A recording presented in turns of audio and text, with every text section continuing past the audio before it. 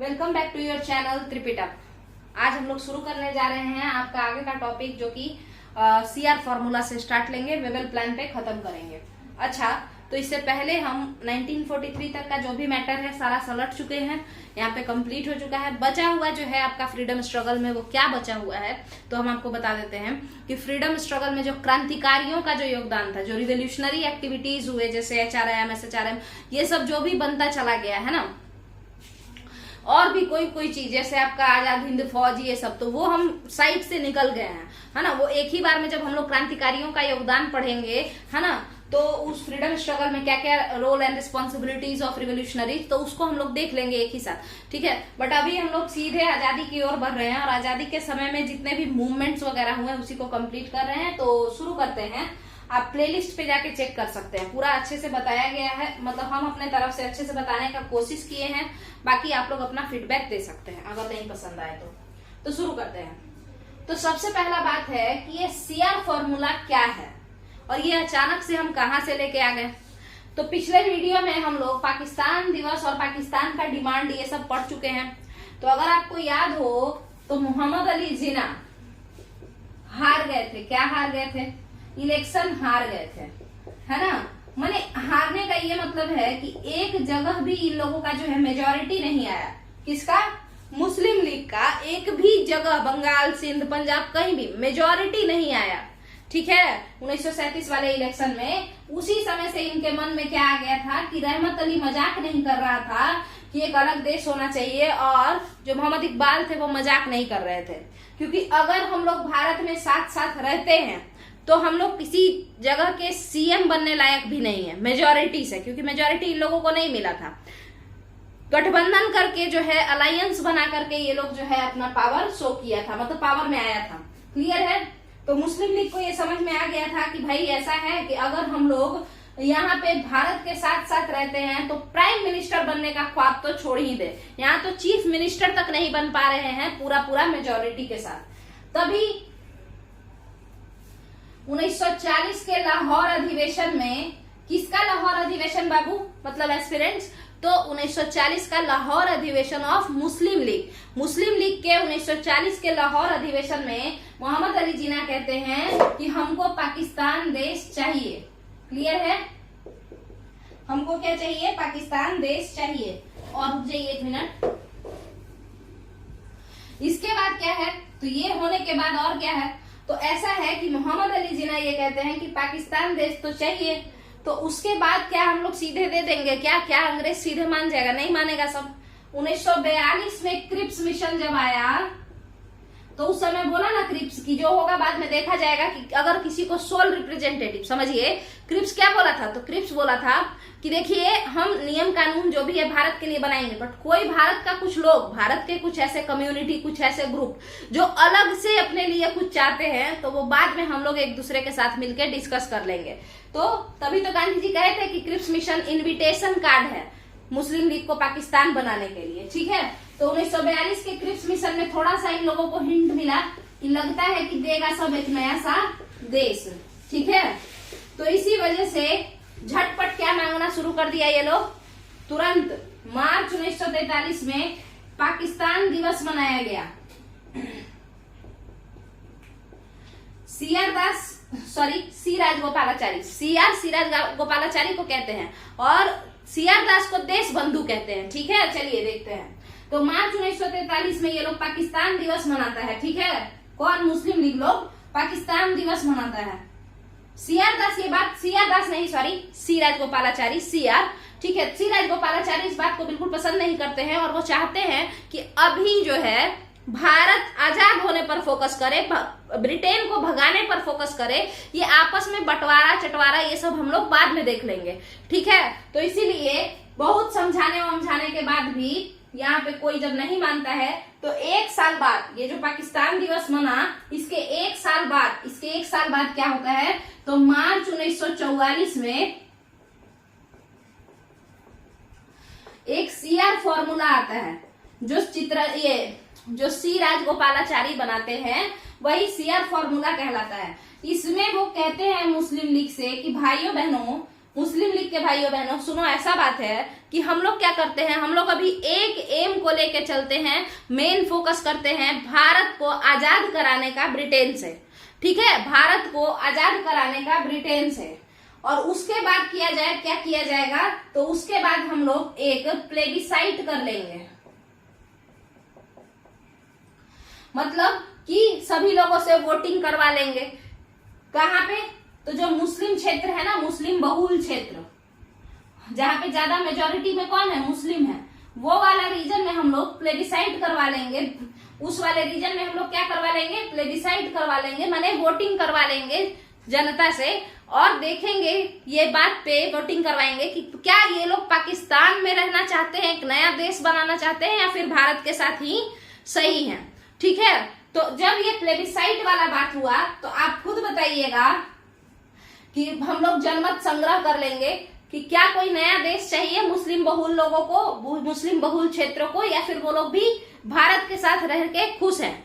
तो आप लोग खुद बताइएगा कि क्या प्लेबिसाइट के लिए जीना मानेंगे, बोलिए, क्या प्लेबिसाइट के लिए जीना मानेंगे, नहीं मानेंगे। क्यों, क्योंकि अभी तो जस्ट 1937 में बहुत बुरा हार हारा है ये लोग, है ना। मुस्लिम लीग जीता कहाँ था, मुस्लिम बहुल क्षेत्र में भी मेजोरिटी से नहीं जीता था, ये लोग हार गया था, मेजोरिटी नहीं आया था, गठबंधन बना बना करके, अलायंस बना बना करके और गवर्नमेंट का फॉर्मेशन किया था।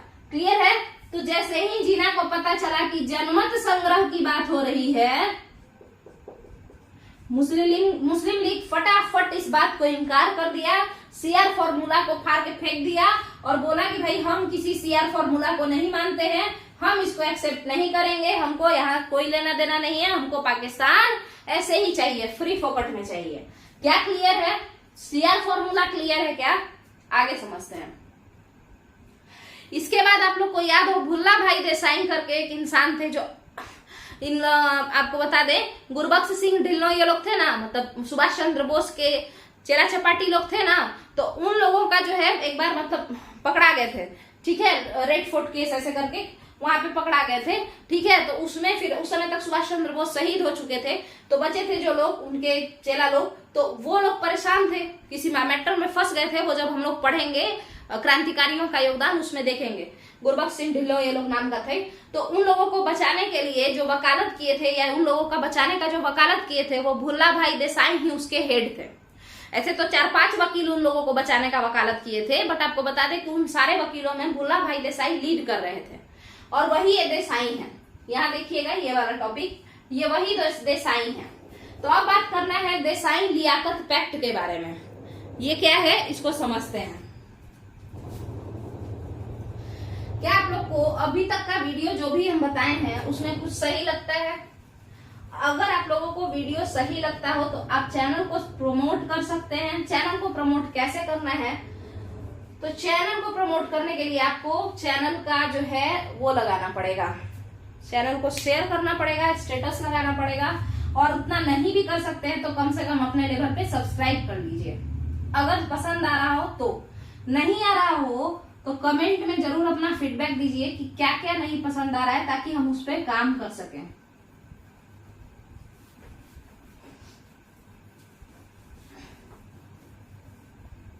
तो हम लोग अब आते हैं भुल्ला भाई देसाई यानी कि देसाई और लियाकत अली जो थे, तो लियाकत पैक्ट।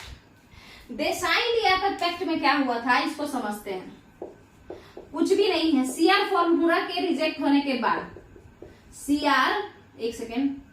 सीआर फॉर्मूला के रिजेक्ट होने के बाद ये आया था, और इसमें भी कुछ खास बात नहीं था। बात इतना ही था कि मुस्लिम लीग जो है इस तरीके से हरकत ना करे, मुस्लिम लीग जो है कोऑपरेट करे, पहले भारत आजाद हो जाए उसके बाद बात करते हैं क्या करना है।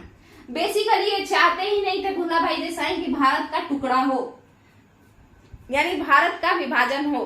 ठीक है, ये सोचते थे ये लोग, सभी लोग, कि किसी तरीके से पोट पाट लेंगे। अभी कुछ दिन तक ये लोग नाराज है, बट बाद में मान जाएगा, बट ऐसा हुआ नहीं। देसाई लियाकत पैक्ट जो हुआ था वो भुल्ला भाई देसाई और लियाकत अली खान के बीच में हुआ था, बट ये जो पैक्ट था ये हो ही नहीं पाया, माने ये एग्रीमेंट नहीं हो पाया। ये लोग आपस में एक दूसरे के बात से सहमत नहीं हुए। ये उतना इम्पोर्टेंट नहीं है, बट यहाँ पे हम ऐसे ही, क्योंकि ये टॉपिक था तो बस हम इसका जिक्र कर लिए। अब बात करते हैं इंटरिम गवर्नमेंट के बारे में। तो देसाई लियाकत पैक्ट आप लोगों को समझ में आया क्या था? तो कुछ भी नहीं था, यही था कि भाई हम लोग मिलजुल के एक सरकार बना लेते हैं और क्या करते हैं, कांग्रेस में जितना कांग्रेस का लोग होगा उतना ही उस माने सरकार में मुस्लिम लीग का भी लोग होगा और हम लोग मिलजुल के रहते हैं, तोड़फोड़ नहीं मचाते हैं। तो यहाँ आपका यही देसाई लियाकत पैक्ट था कि सरकार हम लोग अपना बना लेते हैं, ब्रिटिशर्स को बोलते हैं बना दे, और उसके बाद क्या करें, तो उसके बाद जितना मुस्लिम लीग का नेता रहेगा उतना ही कांग्रेस का नेता रहेगा, उसमें बराबर बराबर रहा जाएगा। और फालतूगिरी मत करो, किसी तरीके का विभाजन का जरूरत नहीं है। लियाकत अली इस बात पे राजी नहीं हुए और चुपचाप से बोले भागो यहाँ से। बेचारे भुल्ला भाई देसाई भाग गए, बोले कि जाने दीजिए, नहीं मानना है मत मानिए। अब चलते हैं हम लोग मेन टॉपिक पे, वेवेल प्लान पे। ये वेवेल प्लान क्या है ना? तो आपको याद होगा लॉर्ड वेवेल, है ना, लॉर्ड वेवेल जो गांधी जी को छोड़े थे वही वेवेल है।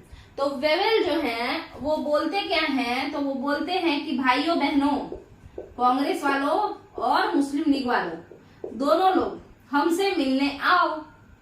कहाँ पे रहते थे वेवेल, या कोई भी वाइसरॉय जो थे शिमला रहते थे, है ना, या तो दिल्ली या तो शिमला, ज्यादातर तो शिमला ही। आप देख लीजिए मिंटो से भी मिलने गया था आगा खान जब, तो वो शिमला में ही था, है ना। वैसे ही हर बार शिमला कॉन्फ्रेंस ही हुआ है। तो वेवेल प्लान जो हुआ तो वो क्या हुआ, कहाँ हुआ, शिमला में। इसीलिए हम इसे शिमला कॉन्फ्रेंस के नाम से भी जानते हैं। ये कब बुलाए थे वेवेल कि हमसे मिलने आओ? 14 जून को। वेवेल कब बुलाए थे कि हमसे मिलने आओ, बताइए। वेवेल आखिर कौन से तारीख को हम लोगों को बुलाए थे कि हमसे मिलने आओ? 14 जून 1945 ईस्वी को। क्लियर है? तो 14 जून 1945 ईस्वी को ये लोग यहाँ मिलते हैं। अब उसमें क्या क्या बातें होती हैं हम उसे समझते हैं। देखिए, हम लोग हमेशा से मांग रहे थे कि एक आंतरिक सरकार बना दो, है ना, इंटरिम गवर्नमेंट माने अंदर अंदर एक सरकार बना दो। तो वेवेल कहते हैं कि हम एक आंतरिक सरकार बनाएंगे। कहाँ?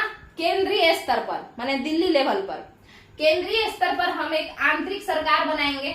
मगर ये आंतरिक सरकार, ये इंटरिम गवर्नमेंट प्रोविजनल होगा।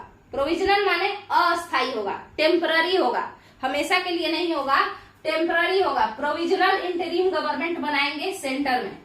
उसके बाद वेवेल क्या कहते हैं, तो वो कहते हैं कि जो वाइसरॉय का जो एग्जीक्यूटिव काउंसिल है, एग्जीक्यूटिव काउंसिल माने वाइसरॉय के कार्यकारिणी परिषद, ठीक है। तो वाइसरॉय के कार्यकारिणी परिषद में जितने नंबर ऑफ हिंदू होंगे उतने ही नंबर ऑफ मुस्लिम होंगे। यहां तक तो सब ठीक चल रहा था, सभी लोग हम लोग बैठ के सुन रहे थे। अच्छा, कांग्रेस के तरफ से जो आपके कांग्रेस के प्रेसिडेंट थे वेवेल प्लान में, वो कौन थे?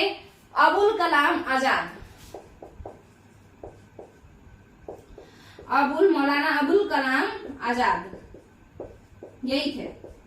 कांग्रेस के तरफ से थे ये, कांग्रेस को हेड कर रहे थे या लीड कर रहे थे। तो यहाँ पे ठीक है, तो जितना हिंदू होगा उतना ही मुस्लिम होगा।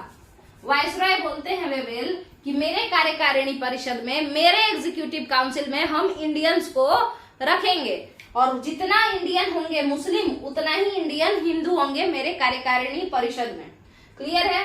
उसके बाद क्या कहा गया, तो वेवेल कहते हैं कि ये वाला जो पूरा है वो तो बता दिए। उसके अलावा वेवेल कहते हैं कि हर डिपार्टमेंट में, हर एक डिपार्टमेंट में आप भारतीयों को जो है हम लोग पोस्ट देंगे, बट डिफेंस का जो डिपार्टमेंट होगा वो मेरे अंडर रहेगा। डिफेंस के डिपार्टमेंट में जो हेड करेंगे वो हम करेंगे, जो लीड होगा मतलब हम लीड करेंगे, ऐसा बात है। माने डिफेंस में इन लोगों को कोई पावर नहीं दिया गया था। बाकी सारा जो भी है, रक्षा मंत्री बनना है बन जाओ, जो मंत्री बनना है बन जाओ, कोई दिक्कत नहीं है। सॉरी, रक्षा मंत्री कैसे, जब डिफेंस का ये लोग लिए हुए था तो रक्षा मंत्री कैसे? कोई और कुछ भी लेना है अपना नीचे पोर्टफोलियो ले लो, बट डिफेंस वाला जो है सोलली मेरे पास होगा। सोलली माने पूरे तरीके से, ठीक है। आगे समझते हैं।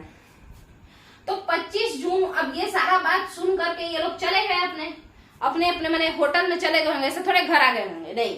14 जून को वहां गए हम लोग 1945 को। वेवेल अपना जितना भी प्लान था उनके पास वो सारा हम लोग के सामने रख दिए। कांग्रेस के भी लीडर वहां पे मौजूद थे, मुस्लिम लीग के भी लीडर वहां पे मौजूद थे। हालांकि कांग्रेस के प्रेसिडेंट कौन थे उस समय? मौलाना अबुल कलाम आजाद। क्लियर है? अब मुस्लिम लीग कहा कि बराबर हिंदू बराबर मुस्लिम, ठीक है, कोई दिक्कत नहीं है। सब लोग को लगा कि मुस्लिम लीग इस बात पे मान जाएगा, बट बताइए मुस्लिम लोग दिमाग नहीं खाएगा तो कौन खाएगा? मुस्लिम लीग क्या कहता है कि ठीक है, जितने भी मुसलमान वाइसरॉय के कार्यकारिणी परिषद में होंगे वो सारे के सारे मुस्लिम लीग वाले मुसलमान होंगे, क्योंकि मुस्लिम लीग ही एकलौता रिप्रेजेंटेटिव है ना, एकलौता प्रतिनिधि करता है किस चीज का, मुसलमानों का।